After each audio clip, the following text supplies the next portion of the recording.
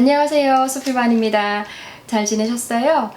예, 이번 주는 제가 많은 영상을 못 올려드려서 죄송합니다. 네, 그냥 일도 많고요. 영상을 찍은 거는 있는데 편집을 하는데 굉장한 시간이 걸리더라고요. 그래서 조금 늦춰지고 있지만 조금만 기다려주세요. 근데 그렇게 이제 준비를 하는 과정에 이거는 빨리 말씀을 드려야겠다. 여러분이 더 기다리게 하면 안 되겠다 해서 오늘 드릴 말씀이 있습니다. 그거는 통역에 대한 얘기를 같이 해볼까 해요. 그때 제가 현장에 나가서 일을 하기 전과 전후로 통역에 대한 짧은 이야기를 남긴 영상을 올린 적이 있어요. 근데 그때 이후로 저한테 이메일도 굉장히 많이 왔었고요. 그리고 많은 질문들을 해주셨어요. 그래서 이제 기다리시는 분들이 계실 수도 있으니까 거기에 대한 얘기를 먼저 나눠볼까 합니다. 그런데 한 가지, 여러분도 저한테 많은 질문을 주셨지만 저도 여러분들한테 질문이 있습니다. 통역을 원하시는 분들이 계시잖아요. 해보고 싶은 분들이요. 그런데 왜 해보고 싶은지가 저는 궁금해요. 왜? 그러니까 나쁘게 말하는 게 절대 아니고 정말로 내가 왜 해보고 싶을까? 네, 정말 내가 왜 원하는지를 내 진짜 마음이 원하는 걸까? 라는 그거를 한번 물어보고 시작을 하셨으면 좋겠어요. 왜냐하면은 이게 겉으로 보였을 때 주신 질문들이랑 이메일을 바탕으로 보면요, 좀 화려하게 생각을 하시는 분들도 계시는 것 같고, 그러니까 겉보기는 좋아 보일 수 있는데요. 왜냐하면 전문직이라고도 생각을 하시니까. 그런데 사실 이 과정이 굉장히 힘들어요. 그러니까 그 힘든 이유야 여러 가지가 있겠지만은, 일단 한국어가 모국어이신 분들은 빨리 늘지 않는 영어 실력 때문에 이 전달이 잘 안 되는 거, 그리고 남 앞에서 보여줘야 되는 일종의 통역은 퍼포먼스예요. 그러니까 쇼예요, 쇼. 보여줘야 되잖아요. 그런데 솔직히 아직 내 영어 실력이 내 안의 말도 다 전달하지 못하는데 다른 사람의 말을 전달하기는 더 힘들 수도 있어요. 그런데 그렇게 빨리 늘지 않는 영어 때문에, 그런데 내 마음은 벌써 급히 앞서가고 있는 거죠. 그럴 경우에들 가장 많이 힘들어 하세요. 일을 못 구하는 것보다 그거를 더 많이들 힘들어 하세요, 사실은요. 그런데 정말 이 내 마음이 정말 원해서 하시는 건지, 아니면 쉽게 말씀드리면 조심스럽기도 하지만 누군가에게 보여지는 모습이 좋기 때문에 그렇게 하시고 싶은지는 조금 구별을 하시고 시작을 하시는 게 좋을 것 같아요. 왜냐면요, 그리고 또 이제 시작을 하잖아요. 현장에 나가서. 그러면 제가 느낀 거는 적성이 정말 중요한데, 일단은 됐단 말이에요. 됐는데 적성이 안 맞아서 그만두시는 분들도 의외로 많으세요. 남들 앞에서 보여줘야 된다고 그랬잖아요, 제가요. 네, 자신감 정말 중요합니다. 남들 앞에서 목소리가 팡팡 터져야 돼요. 지금 이렇게 오손도손 조용히 친구랑 얘기하는 그런 거 아니고, 이게 어떤 공식적인 자리가 굉장히 많을 거란 말이에요. 그러면 거기 가서도 그냥 쉬운 말 하는 거는 아니겠죠. 네, 그러니까 이렇게 이렇게 자리 있는 사람들이 나타나거나 했을 때 주눅들지 않고 당당하게, 그리고 그들이 하는 말을 펑펑 터지는 소리로 원활한 의사소통을 끌어갈 수 있는 그런 자신감도 상당히 필요하거든요. 그런데 정말 영어와 한국어를 잘하시지만 적성이 이렇게 좀 소심하신 분들도 있을 수 있잖아요. 원래 자신의 일은 정말 잘하시는데 막상 남 앞에 서면은 무대 공포증이 진짜 있으신 분들도 계시고, 목소리가 막 이렇게 양처럼 떨리시는 분들도 계시고, 네, 그래서 그리고 또 어떤 이렇게 무서운 케이스도 있단 말이에요. 이거 말아먹었다가 완전 큰일 나는 거. 그런데 그 큰일을 안 내기 위해서는 원래 가장 중요한 건 본인의 실력이겠지요. 한국어와 영어의 두 가지의 실력이 중요해요. 하나만 잘 돼도 안 되잖아요. 근데 그게 두 개의 실력이 있다 해도 이거를 막 보여줄 수가 있어야 돼요. 그러니까 그 적성도 정말 중요한 거죠. 그래서 여러분이 통역을 영어 공부의 한 방법으로 내가 한번 써보겠다 하면은 괜찮아요. 네, 그렇게 하시다가 보니 이게 나랑 맞는 길인 것 같아. 그러면은 해보셔도 좋습니다. 이 연습을 하다 보면은 뭐 많이 힘들죠. 네, 말씀드린 것처럼 안 나와요. 이렇게 한국말도 잘 안 나올 때 있고 영어도 잘 안 나올 때가 있고 그러거든요. 근데 그럴 때마다 좌절을 하시는 분들이 계시단 말이에요. 너무나 많은 길인데 그렇게 걸릴 때마다 넘어져서 좌절을 하시는 성격이면 진짜 안 됩니다. 그런데 그 성격적인 부분은요, 누가 어떻게 뭐라고 한다 해서 막 고쳐지는 게 사실은 아니잖아요. 네, 타고나는 것도 있고 어떤 환경의 영향도 분명 있을 테고, 그래서 본인의 성격을 좀 잘 파악을 하시고 나는 이게 정말 즐겨 할 수 있는 일인 것 같다 하시는 분들과, 그리고 어쩌면 영어를 배울 때 이 통역을 공부하는데 이제 제가 잠시 후에 말씀을 드릴 텐데, 그 통역할 때 쓰이는 그 연습 방법이 효율적으로 먹히겠다 하시는 분들한테는 추천을 해드려요. 실제로 제가 왜 자꾸 정말 여러분이 원하시는, 여러분의 이 심장이, 여러분의 마음이 정말 원하시는 꿈인지를 왜 여쭤보냐면요. 제가 아는 분의 학생, 그러니까 통역사가 되겠다고 이 자격시험을 보시기 위해서 오신 학생분도 70이 넘으신 분도 계세요. 할머니시죠. 네, 그런데 그분도 그 꿈 때문에 뭐 재산도 있으실 만큼 있으시고, 뭐 우리가 봤을 때 어떠한 것도 부족한 게 없어 보이시는 분이었는데, 단지 그 꿈 하나를, 어렸을 때 꿈이 통역사이셨대요. 근데 살면서 너무 바쁘다 보니 꿈을 뒤에다 놓고 그냥 현실에 쫓아가면서 사셨던 거죠. 그래서 결국에는 그분이 72살에 나이셨는데 꿈을 이루셨어요. 그리고 실제로 제 수업에 와서 이 통역 수업을 같이 들으시는 분들이요, 연세가 많으신 어머님들이세요. 네, 그냥 이렇게 젊은 엄마들이 아니고 제가 어머니라고 불릴 정도의 연배이신 분들도 계세요. 그런데 그분들이 그 꿈을 갖고 공부를 하실 때 정말 저도 굉장히 배울 점이 많아요. 그분들의 마음을 통해서, 그분들의 자세를 통해서 배우는 게 굉장히 많답니다. 그러니까 여러분들도 정말 이 통역사란 타이틀 때문인지, 아니면 정말 내가 이 꿈에 대한 내 마음이 그곳을 향하고 있는지를 먼저 잘 생각을 해보시고, 그래도 내 하트가 원한다면, 내 마음이 정말 원한다면 뭐 힘겨운 일이 있어도 갈 수 있겠지요. 그리고 이 영상을 보시는 분들 중에 분명 한국에 계시는 분들도 계실 테고, 또 미국에 계시는 분들, 뭐 다른 나라에 계시는 분들도 있겠지요. 그런데 제가 아는 바에 대해서 말씀을 드렸을 때, 한국에서의 하는 통역과 미국에서의 하는 통역이 좀 차이가 있어요. 뭐 언어를 한국어에서 영어로 바꾸고 영어에서 한국어로 바꾸는 거에 대한 그런 차이를 말씀드리는 게 아니고요. 한국 같은 경우에서 만약에 통역사가 되고 싶으시다 하면은 그냥 뭐 일선 현장에 먼저 뛰어드셔서 일을 하시다가 대학원을 가셔도 괜찮습니다. 하지만 한국의 현실은요, 대학원, 그 통번역 대학원이 있잖아요. 네, 그래서 그 통번역 대학원을 졸업하신 분들이 통역사로서 공식적인 어떤 자격을 갖추시게 돼요. 그러고 그 통번역 대학원 중에서도 그 주류가 있겠지요. 네, 그래서 그 주류의 대학원을 나오시는 분들이 더 뭐 많은 일을 하실 수도 있고요.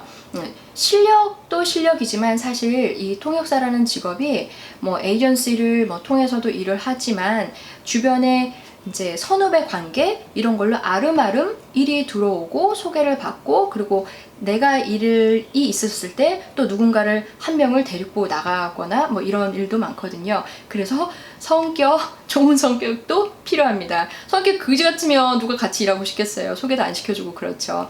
그래서 한국은 통역사가 될 때 그 대학원을 먼저 졸업을 해야 된다는 점이 있고요. 그리고 미국에서의 통역사는요, 한국과는 다르게 뭐 통번역 대학원을 꼭 나와야 된다 이런 조건은 없어요. 대신에 그 certificate, 그러니까 일종의 자격증을 취득을 하시면 이렇게 공식적인 통역사로서 활동을 하실 수가 있어요. 물론 자격증 없이도 하시는 분들도 계세요. 그런데 일단 일감이 들어왔을 때 이거 certificate이 있냐 없냐 그런 차이로도 이제 요율, 그러니까 rate, 그 통역 요율이 달라지게 되는 것도 있지요. 그리고 주어지는 일감이 좀 달라요. 그래서 만약에 메디컬 통역사로 일을 한다 그러면 의료 통역사는 그 medical 그 certificate을 따기 위해서, 그러니까 통역사 certificate을 따기 위해서 1차, 2차 시험을 봐야 되고요. 법정도 마찬가지로 1차, 2차 시험, 그러니까 1차는 그 필기 시험, 그리고 2차는 구술 테스트를 보게 되지요. 그리고 2차 시험 같은 경우에는요, 1차는 거의 다 컴퓨터로 봐요. 뭐 이렇게 written이라고 해서 이렇게 쓰는 게 아니라, 그 다음에 2차 시험 같은 경우에는 다 구술 시험은 모든 게 다 녹음이 돼서 이제 시험 채점자들의 있는 그 센터로 녹음된 것이 이제 가서 채점을 받게 됩니다. 그러고 나면은 이제 한 몇 달 후에 통보가 와서 이제 합격, 불합격 여부를 알 수가 있어요. 그렇게 한국과 미국에서의 통역사로서 활동할 수 있는 자격은 그런 차이가 있고요. 그리고 또 많이 주셨던 질문이 어떻게 하면 통역 일을 시작할 수 있나요? 라고 주신 질문들이 있는데요. 자격을 따고서 시작을 하시는 분들도 계시고, 그 전부터 통역사로 활동을 하시다가 뭐 나중에 이 일이 정말 나한테 맞다 해서 시험을 보시고 이제 통역사로서 자격을 또 취득하시는 분들이 계시고 그러세요. 근데 제 개인적인 생각엔요, 만약에 정말 내가 통역을 할 정도의 능력이 되는 것 같았는데 자격만 없었다, 아니면 내가 정말 통역이 나한테 잘 맞는지 안 맞는지를 좀 먼저 알고 싶다 하시는 분들은 꼭 이렇게 순서대로만 가야지, 그러니까 정석대로만 가야지 모든 게 다 잘 되는 건 아니잖아요. 네, 그냥 먼저 그냥 작은 케이스라도 통역을 나가셔서 한번 해보세요. 물론 말아먹거나 막 이러면 안 되겠죠. 그러니까 그만큼 준비가 되셨으면 나가서 한번 부딪혀 보시는 거죠. 그러면 이게 나 정말 할 만한 거다, 안 할 만한 거다, 뭐 이렇게 판단도 되실 테고, 그러니까 네, 저는 먼저 부딪혀 보실 거를 좀 권해드리는 편이에요. 그리고 의외로 현장에서의 영어와 한글이요, 더 쉬울 때도 있어요. 물론 전문적인 얘기를 다뤄서 어려울 때도 있는데요, 너무 긴장을 많이 한 탓인가? 더 쉽게 느껴질 때도 또 있으니까 겁내지 마시고 한번 준비되셨다고 생각을 하시면 나가서 실제로 경험을 해보시는 것도 추천을 해드리고 싶습니다. 그런데 또 그러세요. 어떤 분들은 실력이 괜찮으신데도 아직 준비가 안 된 것 같아요. 나는 아직도 준비가 안 된 것 같아요. 이렇게 겁을 내시면서 자꾸 주춤주춤 하시는 분들이 계시거든요. 근데 그렇게 하면은 한 번도 나갈 수가 없어요. 그러니까 제가 말씀드린 대로 큰 케이스를 먼저 나가시지 마시고, 이렇게 작은 케이스가 들어올 경우에, 그러니까 위험 지수가 조금 낮은 케이스들이 있잖아요. 그런 거를 이렇게 조금씩 하나씩 단계를 올리듯 그렇게 해보시는 것도 괜찮을 거라고 생각을 해요. 그리고 이제 통역을 연습할 때는 어떤 방법을 쓰나요? 이렇게 질문을 주신 분들도 계신데요. 저는 이거를 꼭 통역을 하기 위한 훈련이라고는 부르고 싶지는 않아요. 물론 이 과정으로 많이들 공부를 하긴 해요. 첫 번째, sight translation이라는 게 있어요. sight, 그러니까 눈으로 봐서 바로 우리가 눈으로 보자마자, 쉽게 말하는 우리 왜 직독직해라고 하는 거 있잖아요. 쉬울 것 같잖아요. 근데 이게 굉장히 의외로 어려워요. 왜냐면 제가 입으로 뱉어서 보여줘야 된다 그랬잖아요. 근데 한국에서 만약에 영어를 오래 공부하신 분들이라면 눈으로 읽자마자 입으로 뱉는 게 쉽지 않으실 수 있으세요. 왜냐면 우리가 이제까지 공부했던 많은 분들의 학습 방법이 이렇게 영어를 앞에서부터 뒤로 이렇게 가면서 읽으시지 않고요, 자연스러운 문장이 되기 위해서 특히 연결사 같은 거 있잖아요. 관계대명사라든지 뭐 관계부사, 우리 문법적인 용어를 썼을 때 뭐 그런 게 들어가면 뒤에서 이렇게 꾸미면서 자꾸 앞으로 눈을 끌고 오세요. 그러면은 절대 그거는 통역을 할 수가 없습니다. 물론 눈의 길이가 길어서 어떤 사람은 한 단어만 보고 뱉고 한 단어만 보고 뱉고 이러면 문장이 이어질 수가 없겠죠. 하지만 최소한 문장을 읽으실 때 그 눈의 길이가, 그러니까 눈의 길이가 길면은 좋아요. 내 눈이 하나의 구를 읽었을 때 입으로 뱉어낼 수 있는 문장의 길이, 그 말의 길이가, 근데 그냥 말만 뱉으면 안 되고 분명히 머리 안에 이게 프로세싱이 끝난 다음에 의미를 뱉는 거겠죠. 그러니까 이 의미 단위대로 다 짚고 가면서 다 문장 하나를 바로바로 읽을 때마다 그래서 그 연습은 영어에서 한글로 그리고 한글에서 영어로 이렇게 가는 훈련을 하게 돼요. 네. 그게 생각보다 굉장히 쉽지가 않아요. 뱉는다는 게. 그래서 제가 권해드리는 건요. 천천히 가셔도 되니까 저는 정확도를 굉장히 중요하게 생각을 해요. 아무리 빨리 말해도 틀리면은 아무 소용이 없거든요. 그러니까 처음에는 진짜 거북이 걸음으로 숨이 막 내가 진짜 이래도 되나 싶을 정도로 숨이 턱턱 막힐 때가 있어요. 뭐 하고 막 이렇게 할 수도 있겠지만은 그래도 천천히 가셔서라도 녹음기를 켜놓으시고 반드시 본인의 목소리를 다시 한번 확인을 해보시는 작업이 필요합니다. 그래서 그런 Sight Translation이라는 그 방법을 한 가지를 쓰고요. 그 다음에 두 번째의 과정은 Consecutive, 그러니까 순차 통역 연습을 하게 돼요. 순차 통역은 아까는 Sight Translation 같은 경우는 눈으로 보고 내가 입으로 뱉었다면은 이번에는 한국어가 들리면 영어로 뱉고 영어가 들리면 한국어로 뱉는 그 연습을 하게 돼요. 네, 이것도 당연히 쉽지 않겠죠. 왜냐하면 내가 리딩을 했을 때, 읽었을 때, Sight Translation을 했을 때 의미를 몰랐어요. 계속 보고 있는데도 의미가 안 왔어요. 내 머릿속에. 또 봤는데도 입으로 나오지 않았어요. 그러면 당연히 귀로 들어가면 더 빨리 지나가잖아요. 네, 그때 제가 미국 드라마 공부하는 방법 말씀드릴 때도 한번 얘기를 해드린 적이 있는데요. 귀로는 그냥 듣고 다른 귀로 날아가요. 그러니까 들어갔을 때 바로 내 머리가 꽉 잡아서 의미를 뱉어낼 만큼은 돼야 되는 거죠. 그쵸? 그러니까 그 정도로 이것도 똑같아요. 한국어 들으시고 영어로 뱉으시고 영어로 듣고 이제 한국어로 뱉으시는 거죠. 네. 여기서 또 한 가지 조금 한국과 미국의 통역의 그 현장에 좀 차이가 있는데요.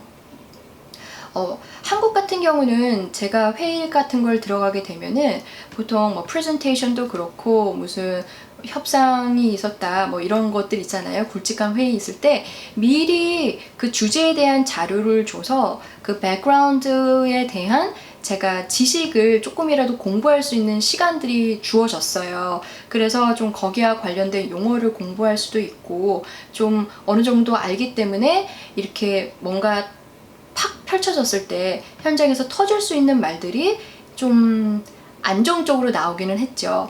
그런데 미국에서의 통역은요, 100%다 그런 건 아닌데 거의 다 자료가 없어요. 그러니까 한국에서 그 통역사들의 자질을 알아볼 때요, 그 Q&A 세션이라는 게 있잖아요. 인터뷰나, 그러니까 질의문답 시간에 아무 스크립트가 없이 그냥 팍팍 던지는 말에 대해서 잘 하시는 통역사분들이 계시는데 그분들이 정말 실력이 좋으신 거죠. 이렇게 스크립트도 없고 배경 지식도 없는 상태에서 그냥 말을 전달을 해야 되니까. 근데 미국 같은 경우에는 이런 상황이 굉장히 많이 벌어져요. 무슨 케이스가 하나가 있다. 뭐 메디컬도 똑같고 코트도 똑같아요. 그냥 뭐 조금 인포메이션 좀 달라 그러면은 클라이언트 이름, 뭐 누구 이름 이 정도가 나와요. 시간, 어디에서 만나는 거, 그리고 무슨 케이스, 그게 그냥 끝이에요. 그러니까 본인이 알아서 공부를 할 수 있는 그런 배경 지식을 쌓을 만한 시간이 별로 없고 가자마자 동시로 막 쳐내야 되는 것들이 조금 더 많더라고요. 예. 경험으로 보면은. 잠깐 consecutive, 그러니까 순차 통역 얘기를 하다가 한국과 미국의 차이를 그 부분에 대해서 좀 말씀을 드렸고요. 그 다음에는 가장 어렵다고들 하는 동시 통역이 있어요. 이 동시 통역 때문에 통역이 멋있어 보이나? 네, 동시 그 말 단어 그대로입니다. 영어를 듣잖아요. 그러면 바로 그냥 한국말로 뱉는 거예요. 네, 대부분의 경우에는요. 한국어를 듣자마자 영어로 뱉는 것보다는요, 영어를 듣고 바로 한국어로 뱉는 게 더 많아요. 그런데 미국에서는요, 그냥 한국어를 들어도 동시로 뱉을 때도 많고요, 영어로 들어도 동시로 뱉을 때도 많아요. 그러니까 그리고 여러분들이 주신 많은 질문들에 답을 하나하나 해드리기도 좀 많기도 하지만 사실 이 통역이라는 분야에 대해서 한 번에 다 총 요약을 해서 말씀드리기는 좀 힘들어요. 그래서 제가 앞으로 이거를 좀 쪼개서 분야별로 조금씩 보여드리는 게 더 나을 것 같다는 생각을 했어요. 그러면 이제 여러분들이 궁금하신 건 이렇게 방법을 알았는데 다시 또 방법의 문제가 생겨요. 그러한 영역을 내가 어떻게 접근을 해야 되냐, 어떻게 공부를 해야 되냐, 이런 문제가 다시 또 생길 수도 있잖아요. 근데 그것까지 말씀을 드리기에는 굉장히 시간이 많이 걸릴 것 같아요. 그래서 제가 이제 또 다음 영상에서 이거를 조금 나눠서 하나하나 말씀을 드릴까 합니다. 지금 매번 영상 찍을 때마다 참 아쉬워요. 이상하게 끝내고 나면 그때 그 말 했어야 되는데 자꾸 이런 생각이 들더라고요. 그런데 오늘도 그럴 것 같아요. 그래서 오늘은 여기까지 통역에 대한 얘기를 좀 간략하게 해봤고요. 정말 원하신다면 나이를 또 생각을 하셔서 이니 내 나이에 뭘 하겠어, 절대 그런 생각 안 하셔도 돼요. 꿈을 꾸는 분들은요, 저는 진짜 아름답다고 생각을 해요. 그냥 뭐 립서비스로 하는 게 아니라 아까도 제가 말씀드린 대로 일은 넘으신 그분도 정말 멋지셨어요. 누구의 이렇게 저를 예를 들자면 제가 그분을 보고 와, 정말 배워도 또 배우잖아요. 네, 굉장히 멋지신 분이셨어요. 그렇게 꿈을 가지신 분들은 굉장히 멋지신 분이시니까 나이가 너무 어려서, 아니면 나이가 너무 많아서, 아니면 혹은 나는 미국에 한 번도 가본 적이 없고 영어권 국가에 나는 한 번도 가본 적이 없어서 내 영어에 자신이 없어서, 이렇게 생각하시지 않으셔도 괜찮습니다. 아니면 거꾸로 영어는 굉장히 완벽하신데 나는 한국어에 자신이 없어서, 그렇지 않으셔도 괜찮아요. 통역은요, 두 가지 언어가 균형을 이뤄서 어느 정도 정말 이 언어끼리의 다리를 연결해주고 의사소통을, 정말 소통이에요. 소통을 원활하게 굴러가게 해주지만 굳이 두 가지 언어가 완전히 완벽해야지만 이 소통을 다 시켜주는 것만도 아니에요. 그러니까 꿈이 있으시다면 질러보시고 지르시다가 분명한 변수를 또 만나게 돼요. 근데 그 변수가 좋은 걸 수도 있고 나쁜 걸 수도 있겠지만, 정말 꿈을 이루시고자 하는 분들은 나쁜 것도 좋게 또 활용을 하실 수도 있겠지요. 네, 그래서 만약에 통역사가 되고 싶다 하시는 분들, 네, 포기하지 마시고요. 끝까지 열심히 영어 공부하신다고 생각을 하시고 해보세요. 그리고 다음 영상에서는 제가 이 지금 세 가지 영역에 대해서 말씀을 드렸잖아요. 그러니까 이 세 가지 영역에 대한 조금 더 구체적인 얘기를 더 해드릴게요. 네, 한꺼번에 다 뱉어내면 여러분들 체하실까봐. 그래서 오늘은 여기까지 하고요. 여러분들 그나마 통역에 대해서 궁금해 하셔갖고 저한테 막 이메일 주시고 하셨던 거 답변이 드렸으면 좋겠습니다. 그러면 여러분들 주말 잘 쉬시고 다음에 또 뵐게요. 네, 바이.